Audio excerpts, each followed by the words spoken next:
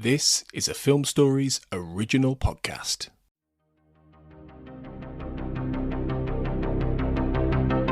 This is Writers on Film, the only podcast dedicated to books on cinema.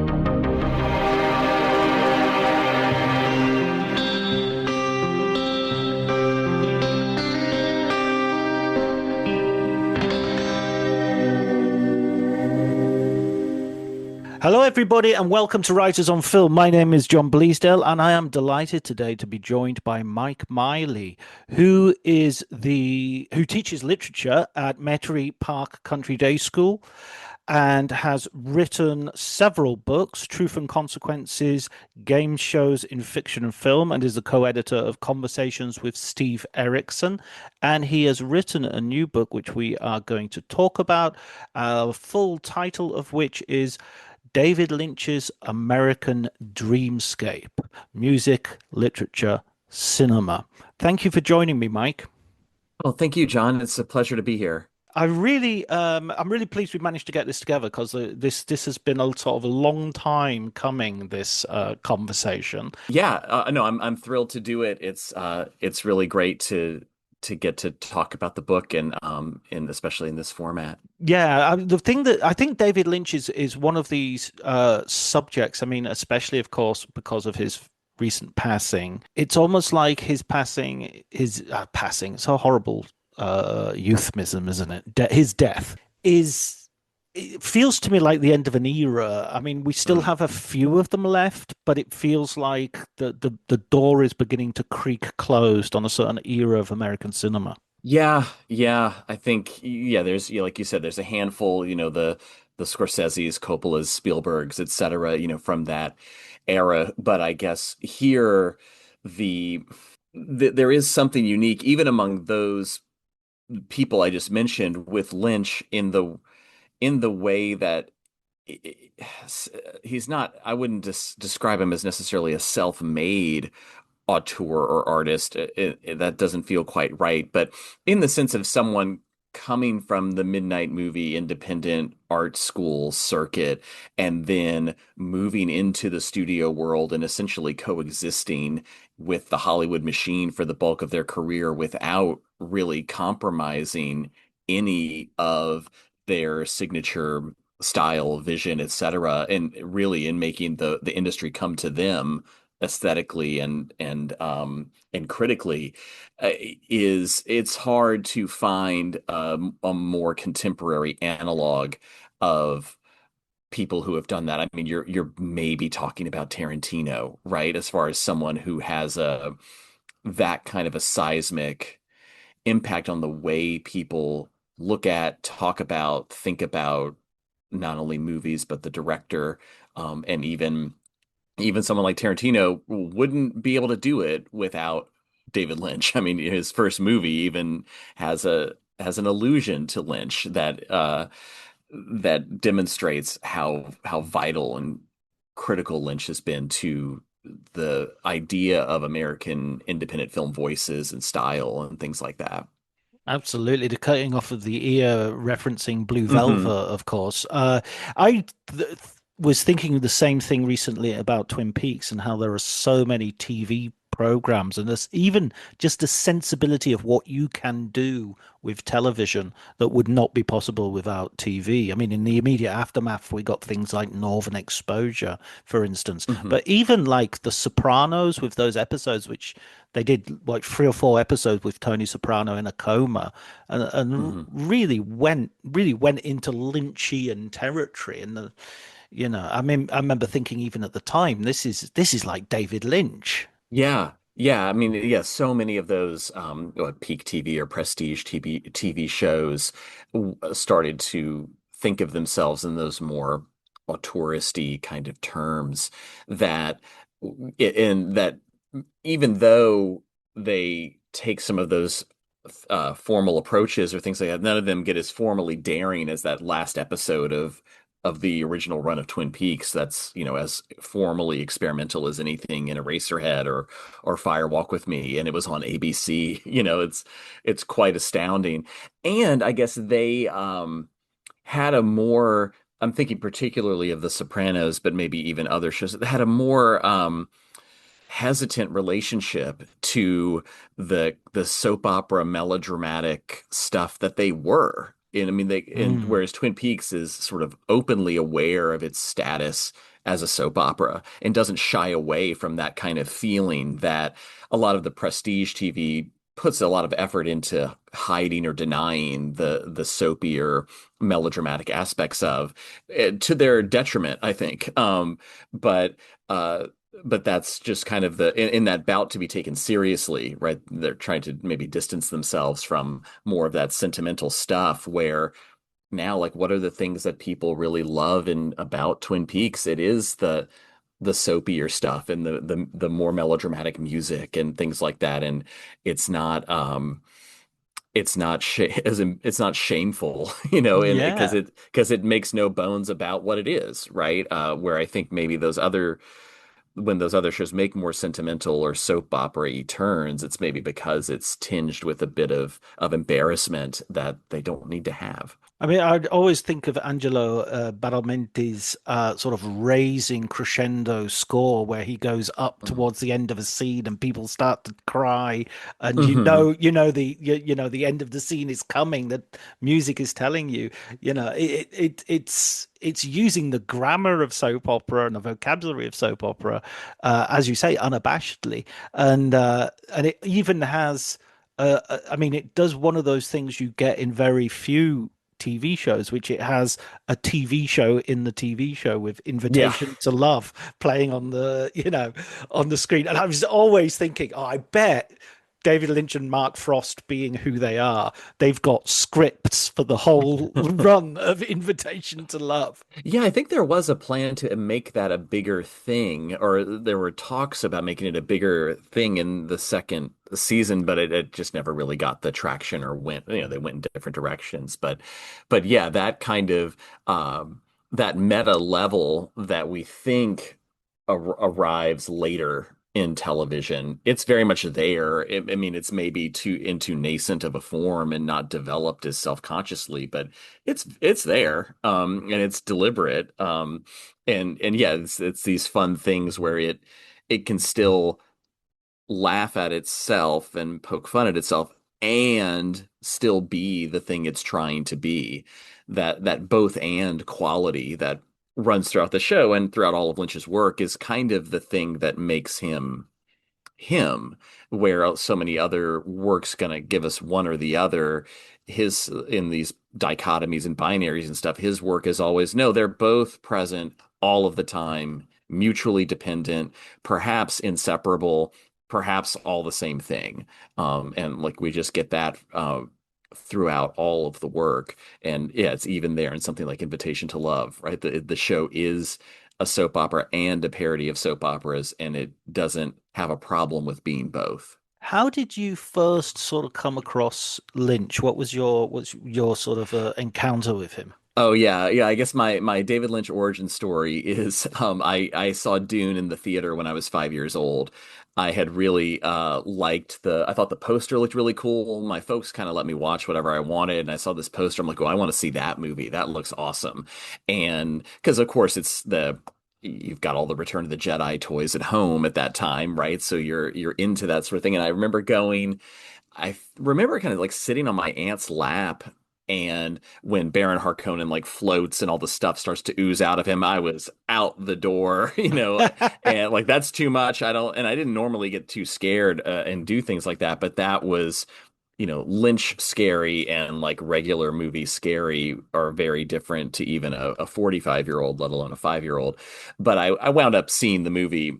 I'm probably going back in and finishing it and seeing the movie a lot growing up. I think the second thing of his I saw was The Elephant Man when it was on like American Movie Classics or something like that when I was in the sixth grade.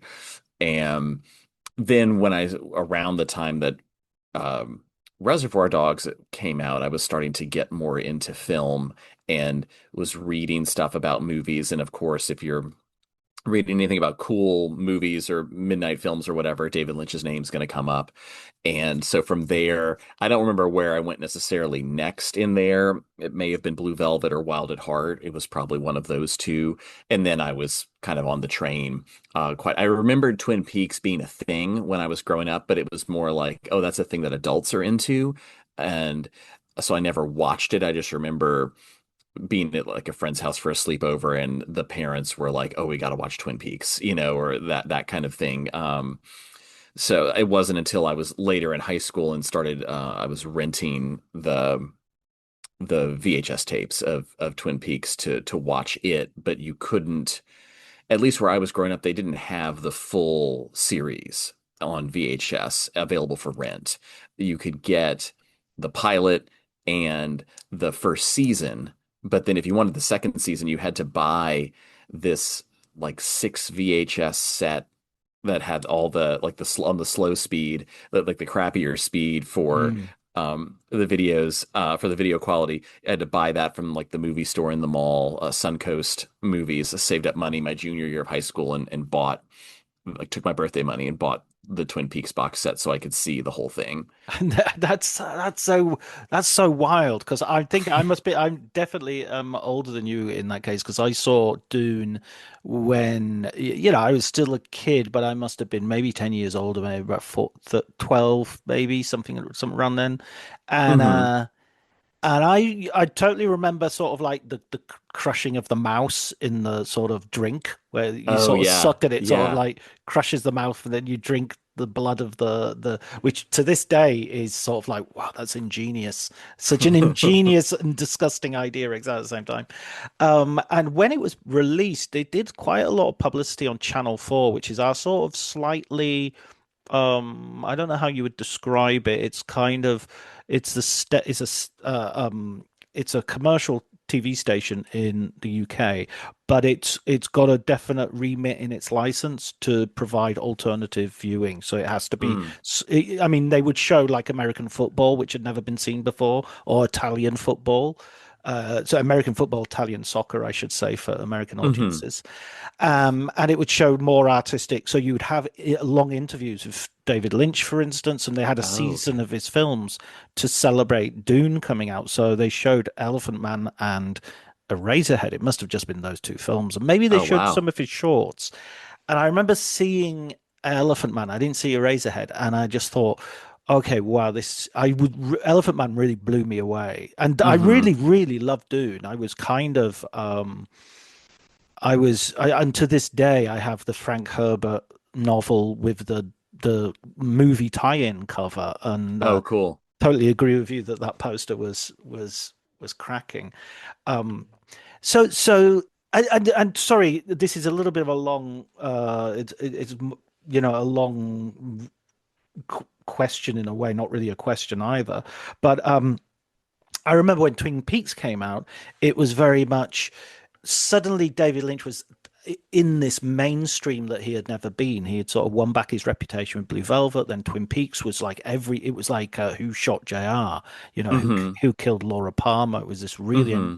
engrossing moment, and he was cool. The Pixies were doing covers of Heaven, and he was, Oh yeah, he yeah. was a bit everywhere, and he was.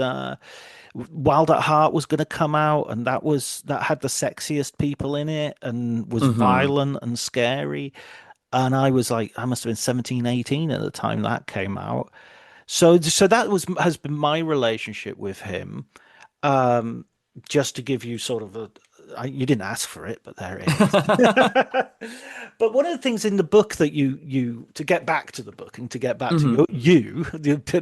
the expert, not the um, you look at this very much through the eyes of sort of intertextuality and the idea that Hmm. Lynch is existing in this cultural atmosphere and is moving around. His artwork is moving around with other pieces of art.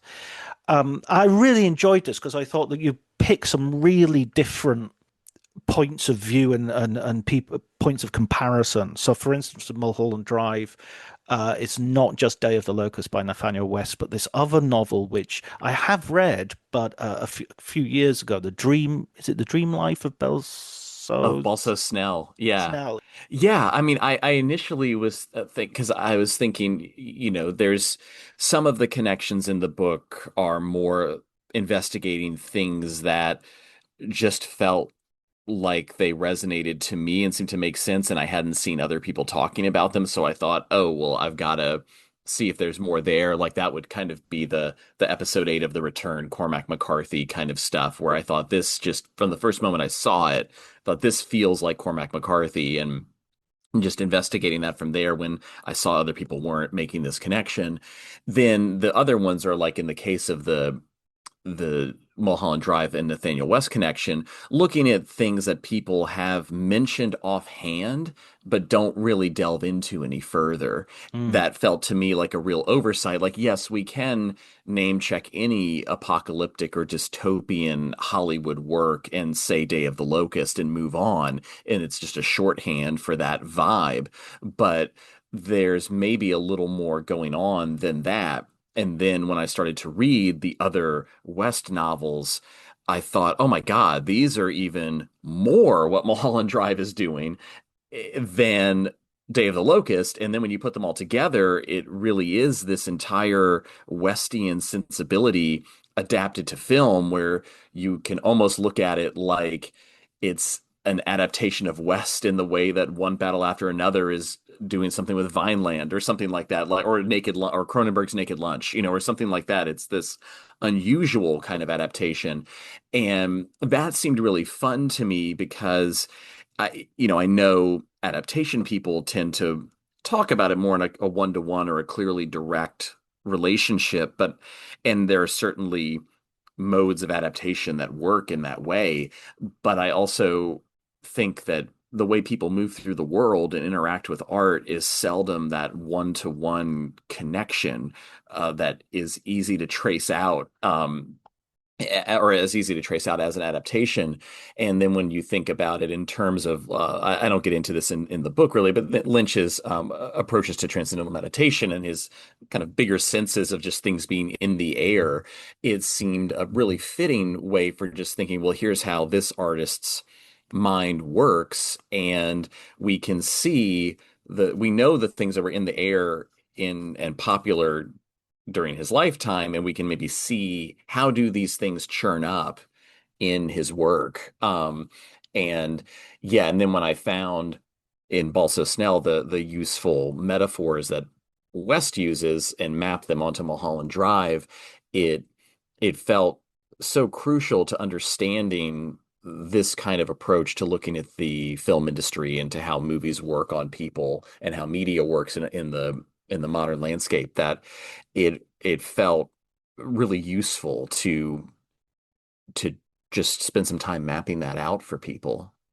Yeah, and I think the idea that I had, following his death was that we weren't taking David Lynch as seriously as we used to, Mm, partly because of the sort of the memification yeah. of these great directors as something that we lose when we make them cuddly and we make them into sound bites and jokes, essentially, even though they're affectionate jokes. I would argue that Werner Herzog is one of those who has suffered greatly from this, that people Yeah. know Werner Herzog as a sort of Simpson cartoon rather than as, the director of, Fata Morgana or, Hmm. Hmm. Aguirre. It's, Yeah. it, yeah, it's a real problem. Um, it was really interesting that you brought up West and McCarthy as well. Explain the McCarthy one a little bit because that one maybe people are a little bit less familiar with. Oh yeah. So episode 8 of Twin Peaks: The Return has this extended sequence in the second half of it around the Trinity test of the atomic bomb in the US, and then that in some way gives conjures up not only Bob that's all evil in the world, but maybe also Laura Palmer being sent as a response or an antidote to the workings of Bob. And then there's this segment in the New Mexico kind of neighborhood where this sinister character kind of goes around and takes control of the radio and says this cryptic poem, kind of like the Fire Walk with Me poem, but instead it's this is the water and this is the well. Drink full and descend. The horse is the white of the eyes and dark within. And it like lulls everyone to sleep and allows for this pre presumably radioactive kind of mutant to be ingested by this young girl, who may or may not grow up to be Sarah Palmer. But the when I heard even the first, watching it that first time, when I heard this poem by the woodsman or the fireman, it's the woodsman, right? Mm. He when he said it, it's like this sounds like something Cormac McCarthy would write. And then I was remembering that, oh, the middle volume of the Border trilogy, The Crossing, also ends with a oblique veiled depiction of the Trinity test. And so then I the was, sun coming up. yeah, this Yeah. like double sunrise where the Billy Parham, the main character, is like this sort of dazed guy is just sitting in a gas station and seeing encountering this mutant dog. And yeah, there's like the sun comes up twice because the first sunrise is the test, and Mm. this just got me, okay, there's a lot of echoes and overlap happening here, and these why like these two artists who are so preoccupied with kind of primordial forces of evil and energy and stuff like that. There's something going on here. How can I show that these works are in conversation with each other? And so yeah, that's what led me down that road. And yeah, and it gave me an opportunity to spend a lot of time with two things that I really like, like The Crossing, and then with Twin Peaks: The Return. And yeah, so that's kind of how I arrived at that connection. I mean, that was one of the most stunning pieces of television I've ever seen. And I wrote quite recently, I think maybe even yesterday, Jim Jarmusch came out with a comment about the most complete piece of cinema he's seen in recent years has been Twin Peaks: The Return. So Oh, no way. Oh, that's cool. yeah, yeah. So I mean, I think its elevation. I mean, its recognition was almost immediate as an absolute unique work of art, which goes well beyond even the original Twin Peaks as a piece of. I mean, I think that's obviously the first piece of intertextuality that you could talk about really with Twin Peaks: The Return is it has a relationship to its predecessor, which is not as straightforward as just being a continuation or sequel. I mean, I think that's one of the things that you could. Well, I found baffling when at the very beginning of watching it. It was like, well, we're not carrying on the story, or we're not, you know. And yet, with each episode, you sort of it succeeds in relinquishing the need or the desire to do that. Yeah, or maybe even going so far as to interrogate or like even admonish the audience for those desires.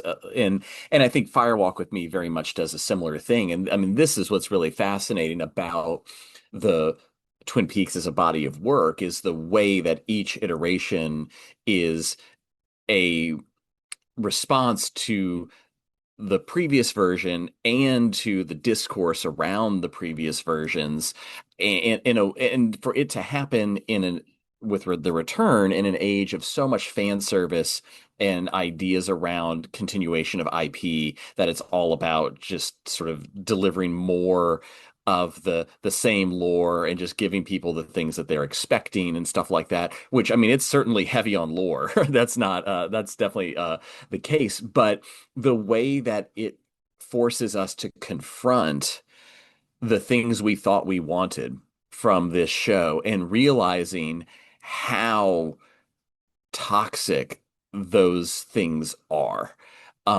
Because and this is why it needs to be so long with so many things apparently not happening, is to create this productive frustration of, well, why do I want Dale Cooper to come back and save the day? Why am I so dedicated to this idea that some lawman can come in and restore order? Don't you know that's not possible?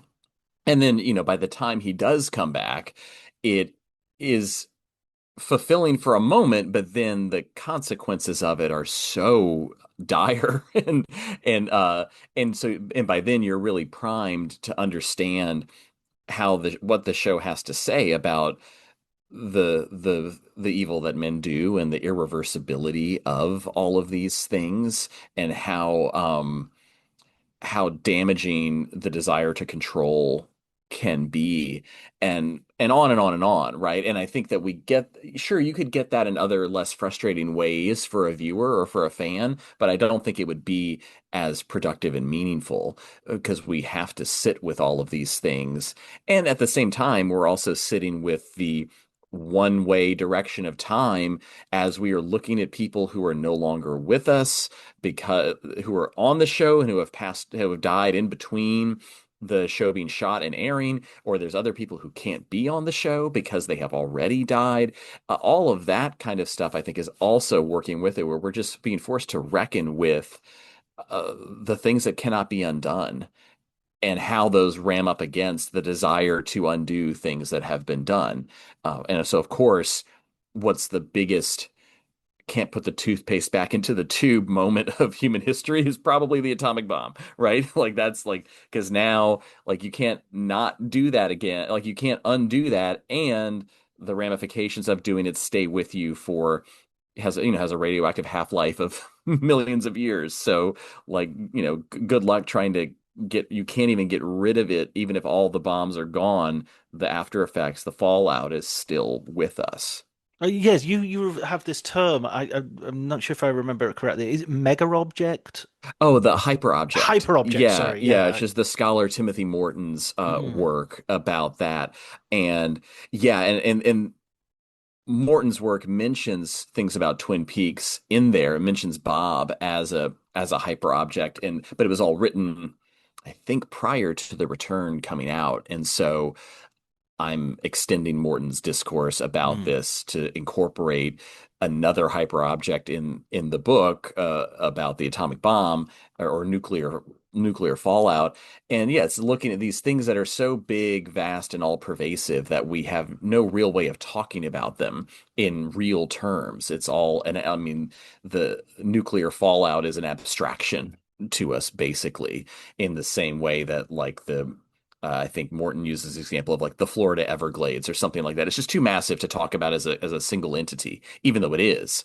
And so here we look at how Twin Peaks kind of uses that logic for everything, right? It just about the all and how these single entities also have this all-encompassing nature that affects everything around it, and that you can't separate but and it also can't forget about because now suddenly once the bomb is in Twin Peaks The Return, it's in every episode of Twin Peaks from the ABC show. It's the way it's contextualized forces you to now blanket it over everything in a way that is really profound and really upsetting, but also brings you back to, well, that's how it is in this world too, right? That's not just in the show. That is the nature of our lives after 1945.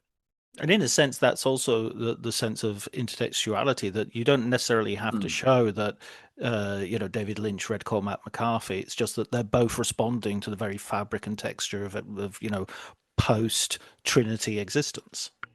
Yeah, yeah, that's right. Yeah, or even like in the music section of the book that talks about something like a teen tragedy ballad in relation to Twin Peaks, there's no teen tragedy ballads on the soundtrack to any iteration of Twin Peaks, yet the narrative style and substance of that kind of music that Lynch grew up hearing is what Twin Peaks is, right? It's the teenage soap opera of death and of untimely early death and the Yeah, tragedy and grief that surrounds it.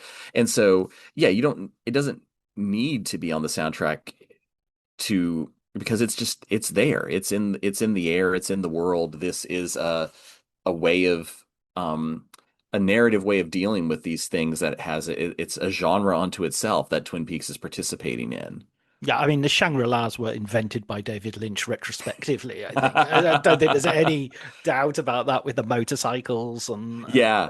you Yeah, I know. mean those are some of a lot of those songs are like little movies or radio Mhm. plays. They have all these sound effects, the sort of the breakdown bridge that almost has wind blowing through the trees while someone talks. It's like where they're not singing anymore. It's Whether when I got out of the car and I looked for Eddie, or whatever. Yeah, whether he heard me, I'll never know. Look out, look Yeah. out, look out, look out. Yeah. Yeah. Leader of the pack, the best, one of the best songs ever. I mean, that's Such a Hamlet right banger. there. Yeah, Yeah. absolutely, absolutely.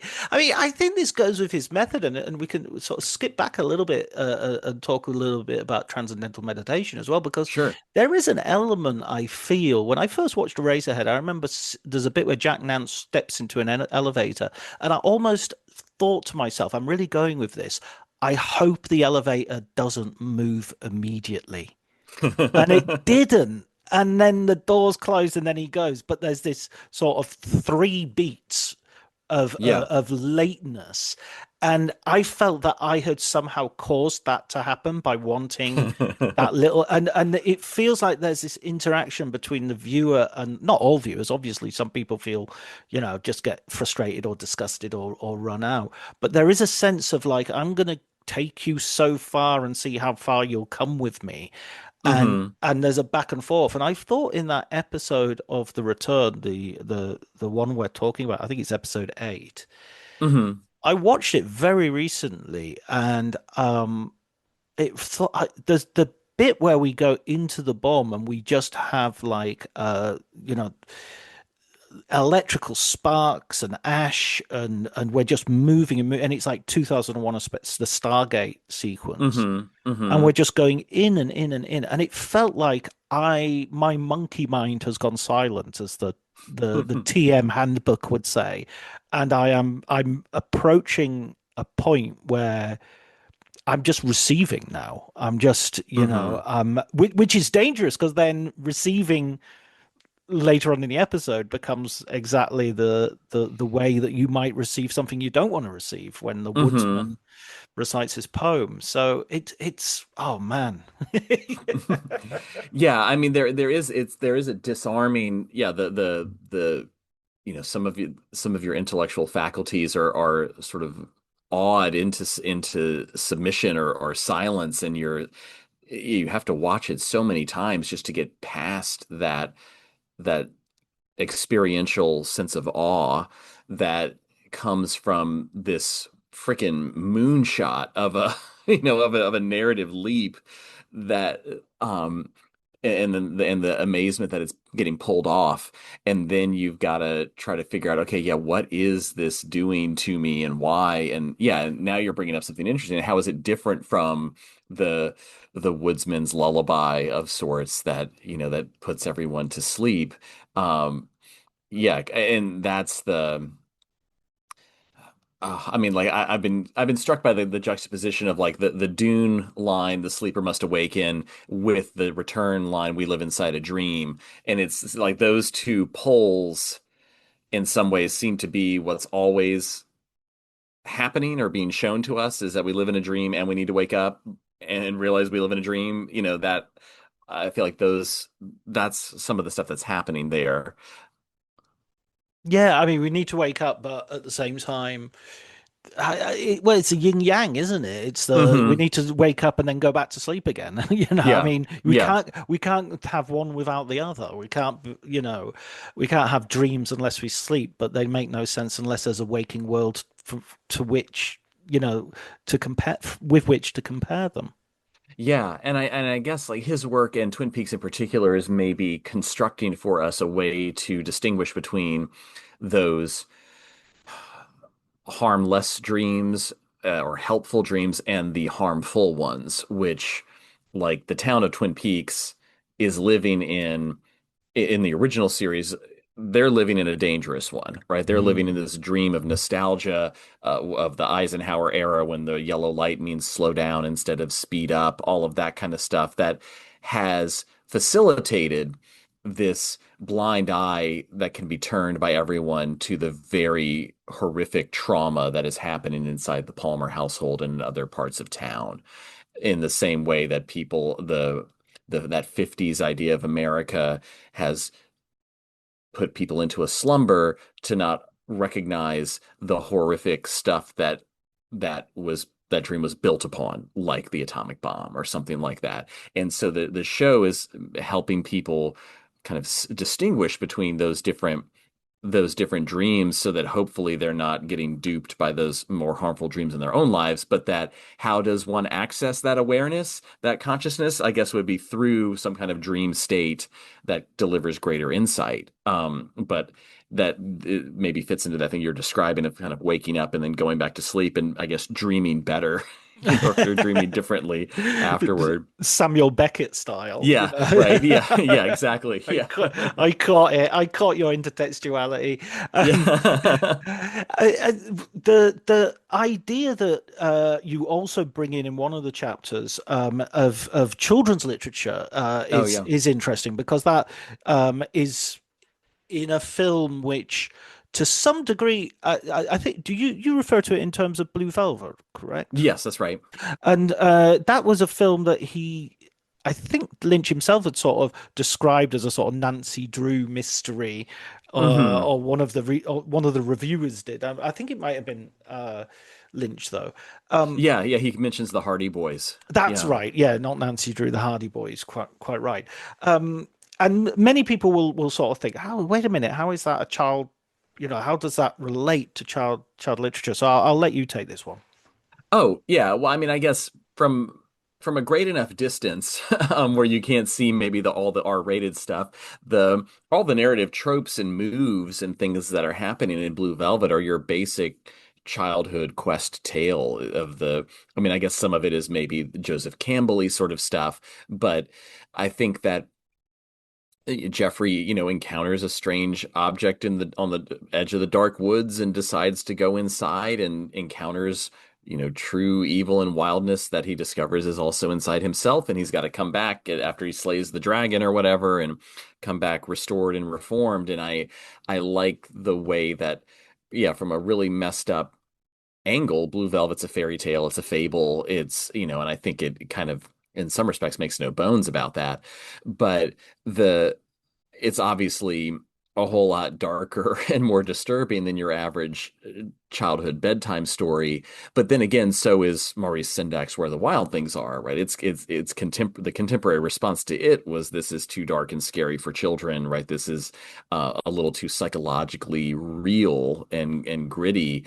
And obviously, there's differences of scale between the horrors in Where the Wild Things Are and those in Blue Velvet, but I think they're kind of following the same template that can be mapped onto each other, and certainly the the Freudians and the Lacanians have fun with Where the Wild Things Are. They also have a field day with David Lynch, right? So there are these kind of echoes and harmonies that are happening there.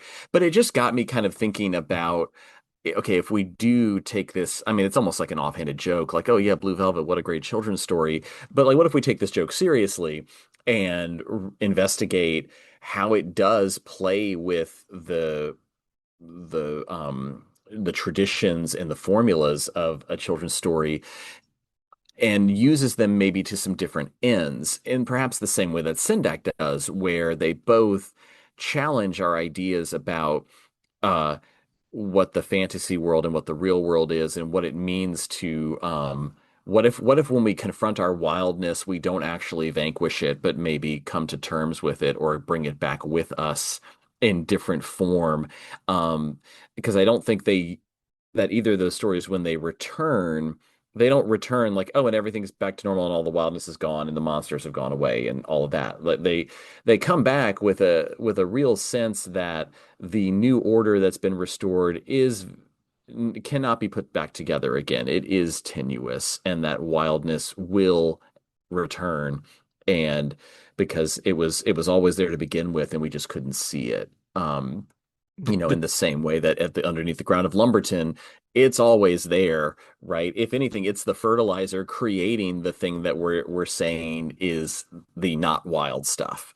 And so I thought all of that was like an interesting way of understanding Lynch's approach to some of these so-called opposing forces of darkness and light, or good and evil, that wildness and tameness and things like that. I think let's just talk about it in the same way that we talk about children's literature, and we wind up having a really interesting conversation. Yeah, and even if you don't go so far back that you can't see there are R-rated stuff, but instead go into it. I mean, Hmm. Dennis Hopper is going mommy, mommy as Yeah, he's right, right. during a horrific sexual assault, but at the same time, the fantasy he's playing out is trying to sort of conflate, crush, smush together his need to return to the womb and his Hmm. desire to go into the vagina, Hmm. and what Jeffrey kind of is learning is that um, there's a side of his sexual identity which isn't being a nice guy. Hmm. He's turned on by not being nice, and that makes him question his whole moral identity, really. Yeah. Yeah, right. And he's there on the on the precipice of adulthood without a father to guide him, and he's, going to be pulled between back and forth between the I mean, I'm oversimplifying these things here, but like the nice girl and the bad girl. I don't think you're over. I mean, the film Yeah. invites you to oversimplify it. I mean, Yeah. when he goes to Laura Dern's father's house, her father is wearing a gun, even Yeah. at the house. It's like I am the law with a capital L. You can hear Slavoj Žižek sort of literally drooling over the over the image. Yeah, and what's fun too is like and this took me a long time to realize, like, Sandy's a little like not the as good of a girl as like we're so wooed by the surfaces and by the way it's presented to us, but like she listens in on her dad's conversations. She's, totally going into these things with Jeffrey. Like they're both like they're not the squeaky clean good kids, right? They're freaks, right? Yeah, Like, they're absolutely. like they've got some interests that they are pursuing that they don't think of as being dark, and then they kind of find out, oh wait, yeah, um we went a really long way to find out we were always at home. Yeah, I mean, Right. she even says, "I can't work out if you're a detective or a pervert." I mean, Yeah. that's obviously in her head that he could just be getting his jollies. And I mean, I Mm. think I might have even mentioned this on the podcast before, but one of the sort of there are certain scenes in that film which are so funny and so you should not be laughing at exactly the same time. And for Hmm. me, it's always when Isabella Rossellini shows up. Dorothy shows up outside of his house when he's bringing Sandy back. Hmm. And it's just like, what could be the worst possible end to a date? Yeah. And it's a naked woman showing up covered in bruises and shouting, "He put his disease in me," you know. Yeah. Uh, Yeah. I just, it's so terrible and so funny. It's just, I must have a sick sense of humor, but that cracks me up. Yeah, I mean, no, I think you're right. I agree with that. And I guess you've probably seen The Squid and the Whale, right? Where Noah Baumbach uses that very thing to great humor, right? Where the Jeff Daniels character, the father, says, oh, what movies are playing tonight? Oh, there's this movie, Blue Velvet, should be interesting. And he takes his son and his girlfriend to it, and it's a hard cut to her screaming, "He put his disease in me." It's like, yeah, that's a great date movie to go with your parents too. Great, no notes, right? Absolutely, it's genius. I mean, with Wild at Heart and moving on to Lost Highway and Yeah. Mulholland Drive. I mean, Hmm.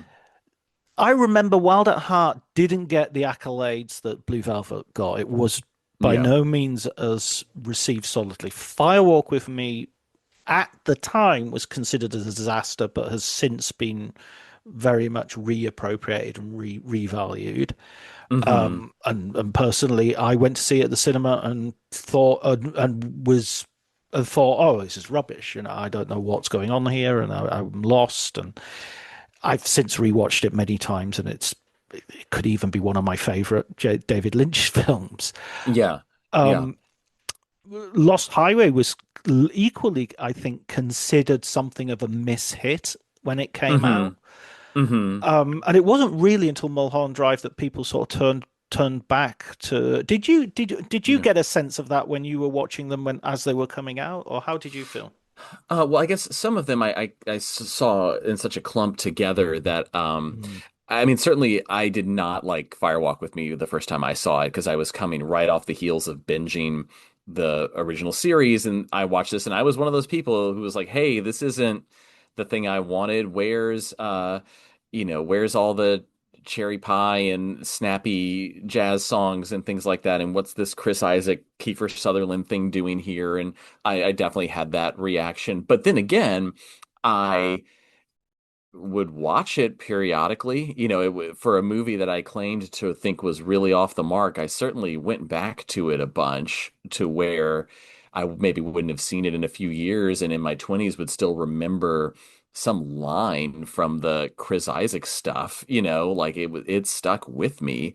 And then of course, watching it again, getting ready for the return to come out, I thought, oh wow, this or just every time I saw it, I thought I appreciated it a little bit more, and to the point where now it's not my favorite David Lynch movie, but I wouldn't argue with anyone who says it's his best or most accomplished. I don't know how much the degree to that depends upon having seen all of the other stuff of Twin Peaks. Like I can't tell anymore, like, does it stand on its own or does it only really have its power in relationship to these other texts that it mm, is in dialogue with? I don't know. I don't care, right? Like, because I've seen those, so I can, like I'm dialed in. I can really love this. Lost Highway, I saw in the theater, and that was I really loved it. And mm, because I was also, I mean, I was 17 years old. So like I was primed. I was a 17-year-old fan of Nine Inch Nails and Smashing Pumpkins and all of this stuff. I mean, this movie was made in a lab for me. And it was the kind of thing where I grew up in Lafayette, Louisiana, where it did not play in Lafayette, Louisiana. I saw it in New York when this was like the first thing I did for graduating high school. My family, like, we went on a trip to New York.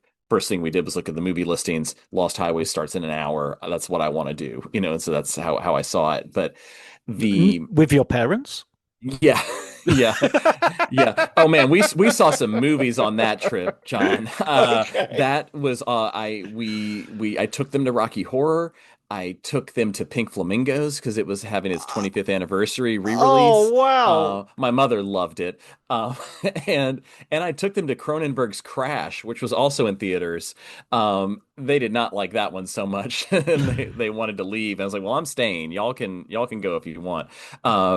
But so yeah, that was quite a trip. But then when I had come back to Lafayette as being, the only person who had seen the new David Lynch movie, and it was a matter of waiting for it to come out on VHS, and then every weekend having a different person over to watch Lost Highway and stay up till 3 in the morning talking about it, trying to figure out what it was about, and really learned a lot probably about film language, film study by, watching this movie over and over with a bunch of different people and talking about how do we put all these different pieces together. And so I guess in hindsight, I realized that that wasn't a movie people really respond as many people responded to it.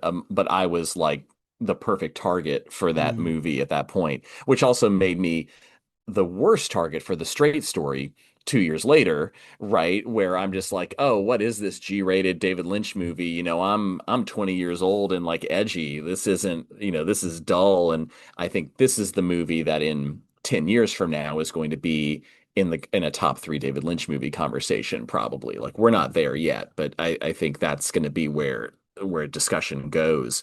And then Mulholland Drive, that one, um, that one I this is a longer story, but so I was a first year directing fellow at the American Film Institute when Mulholland Drive came out, and every week at the AFI they would have a film screening of a new movie with they called it the Harold Lloyd Masters Seminar, and they'd have a filmmaker come and talk about the movie right after you watch it. It was usually a new movie that was about to come out. So 2 weeks before Mulholland Drive came out, we saw Mulholland Drive on campus, and David Lynch came and did a Q&A. Oh, And wow. I mean, I think at the time, you know, I mean, what a horrible room to see Mulholland Drive with a bunch of film students who only like the movies they make, um, but uh, but and don't really are offended with the idea of having to watch other ones made by other people who aren't as cool as they are. So, I mean, I remember at the time being struck by the it feeling like, oh, you can tell this is like a TV pilot that got turned into a movie, like this feeling more of that episodic, choppy kind of stuff, but being higher on it than a lot of my peers were, because I mean, there's just things in there that are undeniable, right? The Winkies scene, the Club Silencio scene. I mean, the entire, final half hour. Is probably the most devastating half hour in movies, apart from like Woman Under the Influence or something like that, And uh but then because I'd seen it early, then of course I had to take my wife later. It's like because she was a big Lynch fan, like, oh, we got to go see this movie. And that one pretty clear from the beginning, oh, okay, this is a great one. And then so yes, I had responded pretty strongly to those. And of course, I think Mulholland Drive's esteem has only grown since Mm. it has come out, which is kind of remarkable because it was pretty universally hailed when it arrived, and it's only risen since, rightfully so, right? And then, I mean, I was on the Inland Empire train very early. Like I remember seeing that in the theater and just being blown away. That one, the end of that movie, I find, I mean, it moved me to tears when I saw it in the theater. And like, I think the entire Inland Empire chapter in this book is me trying to explain to myself why the end of that movie makes me cry, and that's just sort of because that felt similar to Twin Peaks: The Return. Like those two works feel like this compendium, like where Lynch is really taking everything in his career and putting it all together in this new context that makes you, appreciate and engage with that film, but it's also making you think about all of his other work up to that point. And Inland Empire for me has this moment in it that explains why people even bother doing any of that stuff in the first place. Like why make art to begin with? Inland Empire is the most powerful example of why, I think, for to me.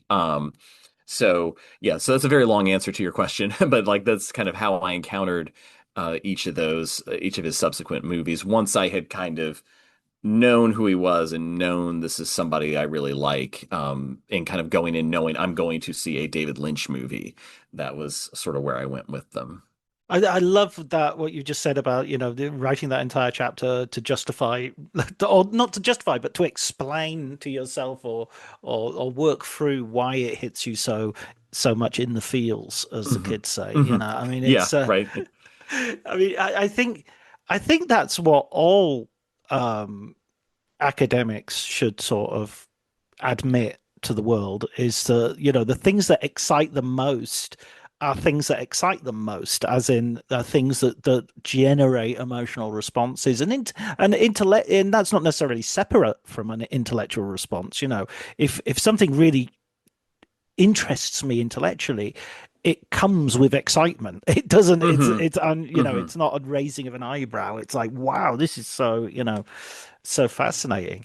Um, and I just love the fact that with your book you have this real sense that there is this sort of thing called Lynchian, but it exists within an American context. It exists within Hmm. an artistic context with all these other, as you point out in um, in Wild at Heart chapter with the music and with the we mentioned in Lost Highway as well how much of the music went Hmm. into that, and the Inland Yeah. Empire, pointing it to the summation level of that piece of work. I mean, in a way, that's what Twin Peaks: The Return and Inland Empire sort of both are both fitting bookends to his Yeah. career because they kind of are looking back and yet moving forward at exactly the same time. Yeah, I mean, yeah, what a gift, right? To be able to, because not every artist gets to do that, right? Either because they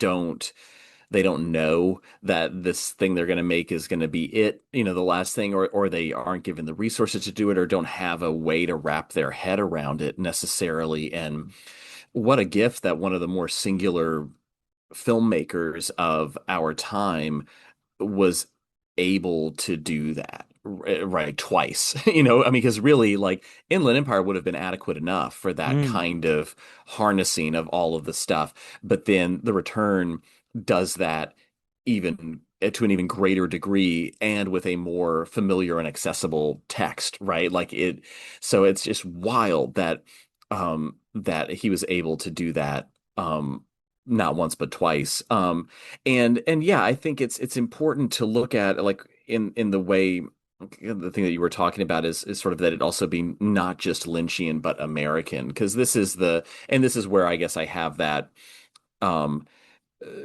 tenuous relationship with auteurism. I'm probably way more of an auteurist than a lot of academics are. I know it's not super fashionable, but like, I think with my film production background, I'm like, yeah, I mean, like, we can talk about these theories and other forces as much as we want, but on the day on set, 100 people are looking at one person and asking them what the decision should be or what the right. next thing is. And so, like, at a certain bedrock level, like, I on that level, I can't walk away from auteurism, like, because there is a single human being making a decision on the day. But at the same time, there's all this other stuff swirling around, of course. And this is where Lynch, I think, is really useful, because in just writing about it all as Lynchian, as you were, kind of mentioning that, like, we've got to go beyond that, right? Because he doesn't exist in a vacuum. As much as Yeah. people want to say he's like Jimmy Stewart from Mars, or everything is sui generis, like it just came out of his head, or like the trailers say, like, from the twisted mind of so and so, like that kind of stuff. I feel like that's the thing that is maybe the dangerous side of auteurism, like thinking that these people don't exist in a context, and what's so amazing, though, is that what we call Lynchian is this post-war American context, to the point where he might be the most adept and authentic and effective chronicler of the post-45 American imagination.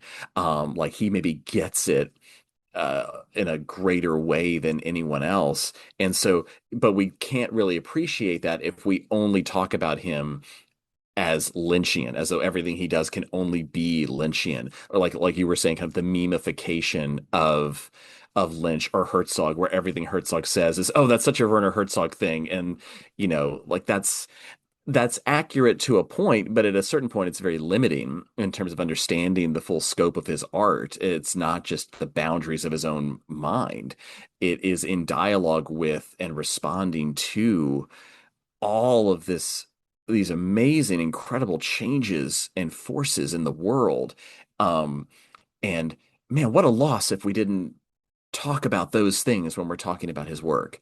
And I think what's great about The Return, maybe with that stuff about the atomic bomb, is he redirects that conversation back to that in a way that is, of course, more powerful than any scholar could redirect it. He said, like, I've been talking about this, I am thinking about this all the time, in a way that he's gestured toward those sorts of things with, like, Elvis and Wild at Heart or something like that. But, like, the atomic bomb is on a different level. That really asks us to think about his work as American in a way that maybe people haven't been as deliberate about, and now I think we have to be, and that's all the better for the work and for our understanding of the American imagination. Absolutely. I mean, it reminds me of David Foster Wallace writing that Mm, essay and talking about him being, America's only surrealist, he's yeah, real, you know. But he is America. He belongs to a place. It's not like he's a European filmmaker. That he isn't. He's highly influenced by Europe as well, but he's his feet are firmly planted in his native soil.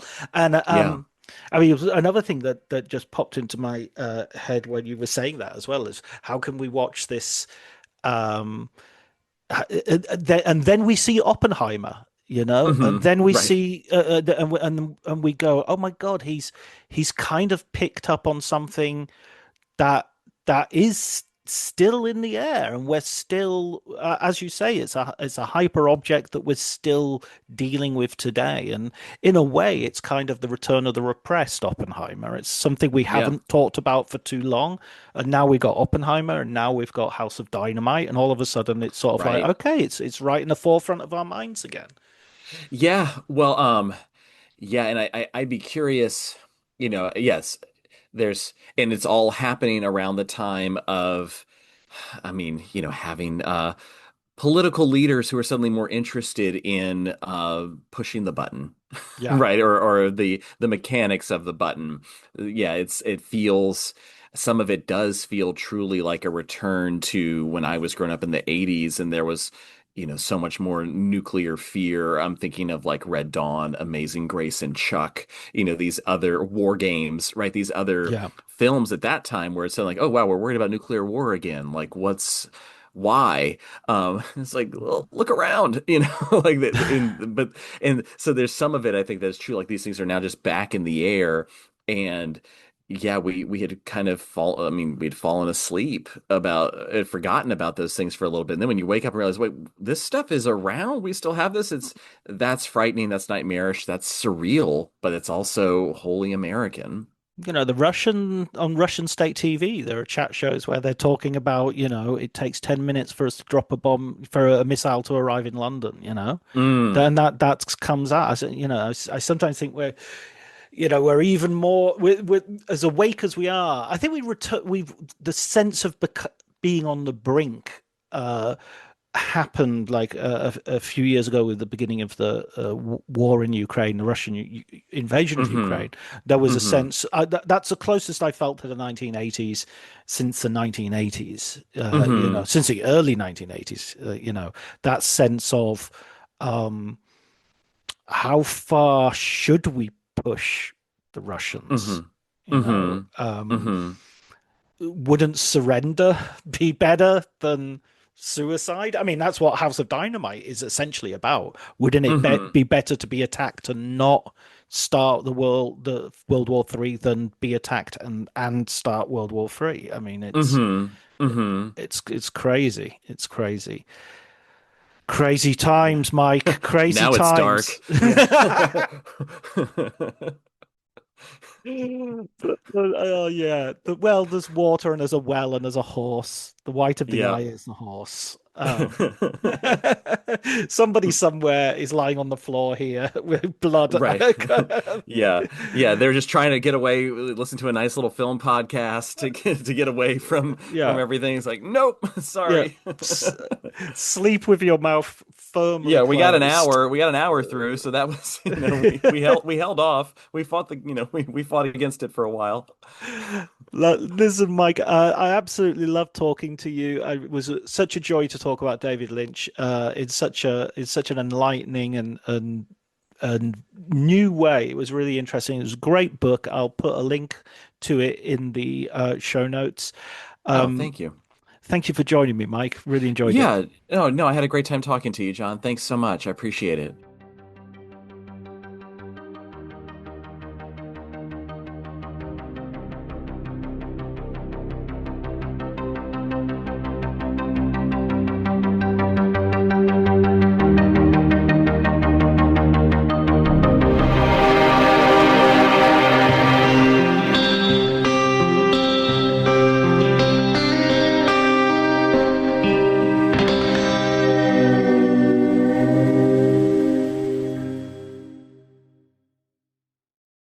When your company earns unlimited 2% cash back on all purchases with Capital One, that's serious business. So Stephen at SandCloud got a serious business card, the Spark Cash Plus card from Capital One. We used our 2% cash back to help build our retail presence. Savvy, Stephen. And we get big purchasing power, so our business can spend more and earn more. The Spark Cash Plus card from Capital One. What's in your wallet? Terms and conditions apply. Find out more at CapitalOne.com/SparkCashPlus.